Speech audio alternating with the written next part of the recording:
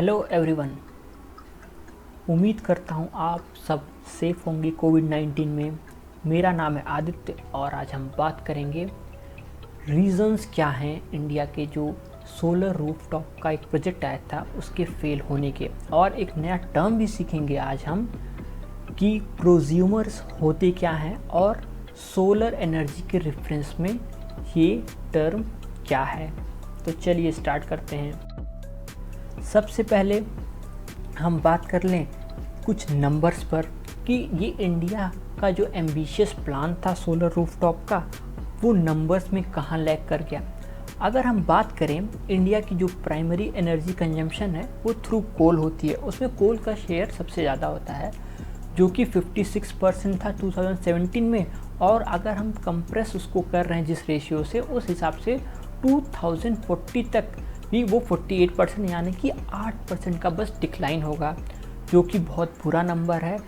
और तब तक तो बहुत ज़्यादा पॉल्यूशन बढ़ जाएगा और इंडिया के ऊपर बहुत ज़्यादा प्रेशर बन जाएगा कि आप पॉल्यूशन को डिक्रीज़ करो, आप अपने कंपनीज़ को बंद करो, क्योंकि हम ज़ीरो कार्बन की ओर एम कर रहे हैं। हर कंट्री एम कर रही है कि वो जीरो कार्बन की ओर बढ़े, जिसका एक ही तरीका है कि आप रीन्यूएबल एनर्जी का यूज़ करें और इस प्रॉब्लम से बाहर निकलें।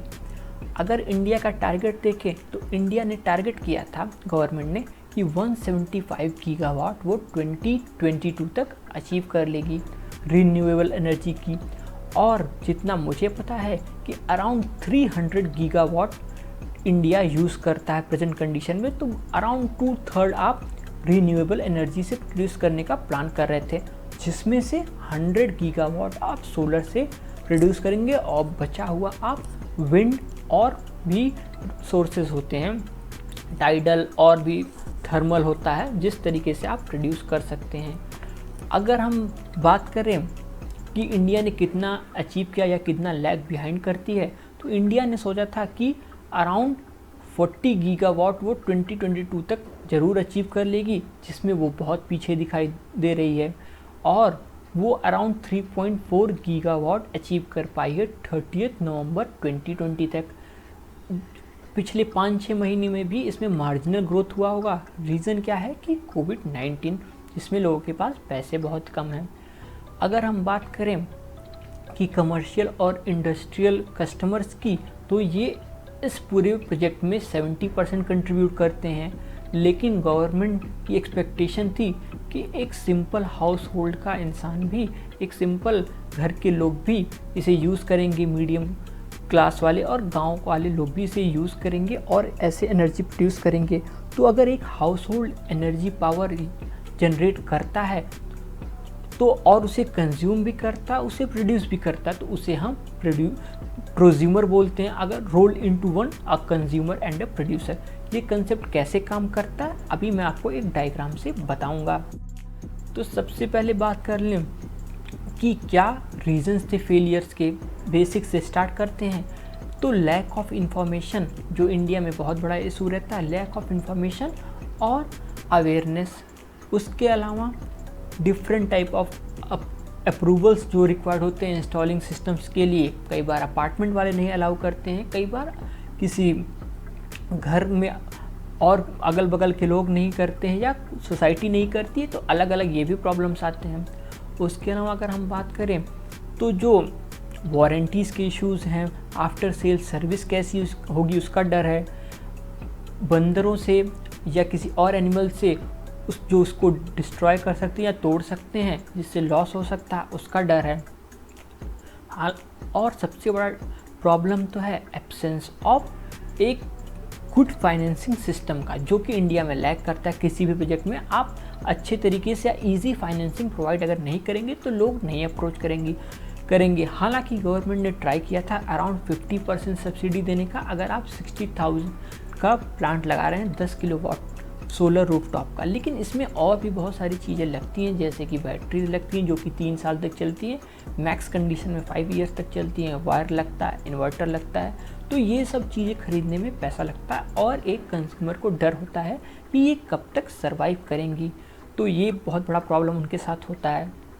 अगर हम और भी कुछ बात करें जिससे प्रोज्यूमर वाला कंसेप्ट इंडिया में क्यों फेल हुआ, तो उसमें सबसे बड़ा रीज़न है कि लैक ऑफ स्मार्ट मीटर्स। उसके अलावा टाइम सेंसिटिव मीटरिंग नहीं हुई और lack of time sensitive pricing. तो ये रीजंस जो थे जिसने प्रमोट नहीं किया कंसेप्ट ऑफ प्रोज्यूमर की एक इंसान प्रोड्यूसर भी हो और कंज्यूमर भी हो, जो कि बहुत ही अच्छा टर्म है एक सोसाइटी के लिए, लेकिन ये फेल हो गया इंडिया में सोलर रूफ के रेफरेंस में। आगे बात करें तो वर्ल्ड बैंक अब पूरे गेम में एंटर कर रहा है और वो प्लान कर रहा है कि क्रेडिट देने का अराउंड 100 मिलियन, जिससे कि जो ये बहुत एम्बिशियस प्रोजेक्ट था जो बहुत ट्रैक्शन नहीं गेन कर पाया, उसमें एक बार जान फूंकने की कोशिश हो रही है। इंडिया का जो बिहेवियर था इस पूरे प्लान को लेकर, इंडिया ने एक अलायंस बनाया था, international solar alliance AISA sorry. तो इंटरनेशनल सोलर अलायंस बनाया था जिसमें अराउंड 121 कंट्रीज़ थी और कोशिश की थी कि जो कंट्रीज़ सनसाइन कंट्रीज हैं, हालांकि जिन्हें हम कह सकते हैं कि ट्रॉपिक ऑफ कैंसर और ट्रॉपिक ऑफ कैप्रिकॉर्न के बीच में पड़ती हैं, कंप्लीटली या पार्शियली उनको हम जोड़ें। और ये बहुत बड़ा अलायंस बना जिसमें इंडिया और फ्रांस लीड रोल में थे, जिससे कि वो वर्क एफिशिएंटली कर सके, इसलिए अलायंस बनाया था। लेकिन अगर इंडिया खुद ही अपने टारगेट में फेल होता है तो ये पूरे ग्रुप को शॉक देगा और इंडिया इस पूरे ग्रुप को लीड करने में फेल भी होने लगेगा, क्योंकि लोग कहेंगे बीइंग ए लीडर आप अपने कंट्री में सक्सेसफुल नहीं हो रहे इस प्रोजेक्ट को लेकर। लेकिन इस अच्छे अप्रोच के लिए इंडिया के वर्ल्ड बैंक ने इंडिया को सपोर्ट किया है और इससे एक और बेनिफिट होगा कि जो MSMEs हैं उनको ईजिली डेट मिल जाएगा इस सोलर रूफ प्रोजेक्ट के लिए, एक यूनिट लगाने के लिए। और इस स्कीम में वर्ल्ड बैंक क्या कर रहा है SBI के साथ मिलकर, और इसमें मिनिस्ट्री ऑफ MSMEs भी इन्वॉल्व है, जो दोनों मिलकर क्रेडिट प्रोवाइड करेंगे अराउंड $1 बिलियन का।